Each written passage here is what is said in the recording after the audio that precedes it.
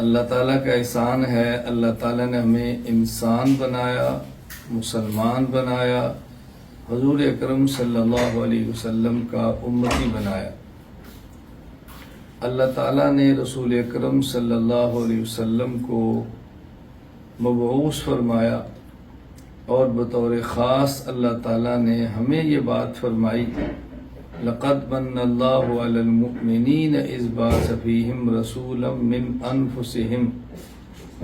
اللہ کا تمہارے اوپر احسان ہے کہ اللہ نے تم میں سے ایک پیغمبر مبعوث فرمایا، یعنی حضور اکرم صلی اللہ علیہ وسلم کو اللہ نے نبی، آخری نبی، رسول بنا کر بھیجا۔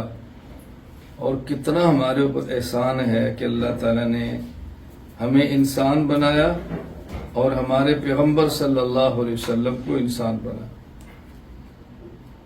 یعنی اللہ نے جو آخری پیغمبر بھیجا ملائکہ میں سے نہیں، جنات میں سے نہیں، انسانوں میں سے رسول بنا کر بھیجا۔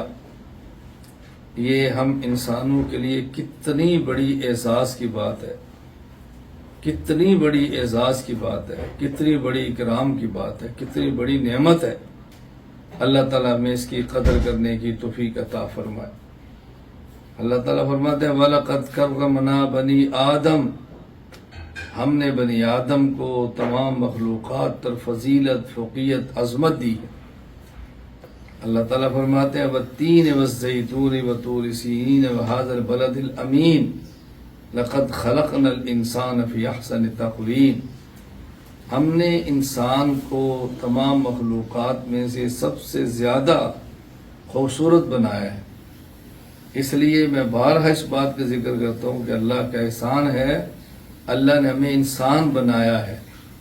پوری دنیا میں بسنے والی مخلوقات کو دیکھیں، انسان جیسی خوبصورتی کسی میں نہیں ہے، انسان جیسی عقل کسی میں نہیں ہے، انسان جیسا علم کسی میں نہیں ہے، انسان جیسی قوت گویائی کسی میں نہیں ہے، انسان جیسی فہم و فراست کی نعمت کسی میں نہیں ہے۔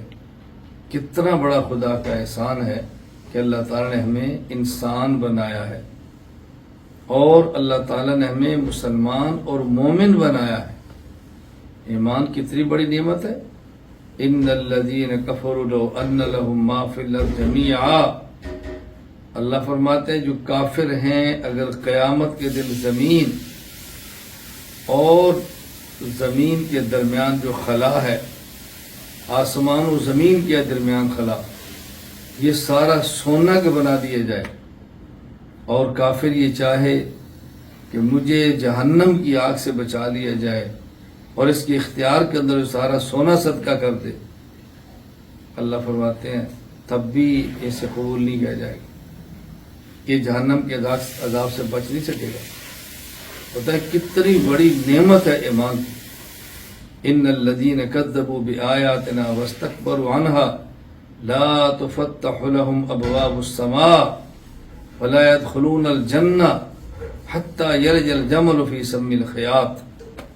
اللہ تعالیٰ فرماتے ہیں کہ جن نے کفر کیا اور کفر میں مرتے ہیں، قیامت کے دن ان کے لیے جنت کا دروازہ نہیں کھولا جائے گا، کیونکہ جنت سے گزر کر ہی روح اوپر علیین میں جانا ہے، ان کے لیے جنت کے دروازے نہیں کھولے جائیں گے، اور ان کا جنت میں داخل ہونا ایسے ہی ناممکن ہے جیسے سوئی کے سوراخ میں داغا ڈالنے کی جگہ میں اونٹ کا داخل ہونا ناممکن ہے۔ اللہ کا کتنا بڑا احسان، اللہ نے ہمیں مومن بنایا۔ پھر حضور اکرم صلی اللہ علیہ وسلم کا امتی بنایا، یہ خدا کا کتنا بڑا احسان ہے۔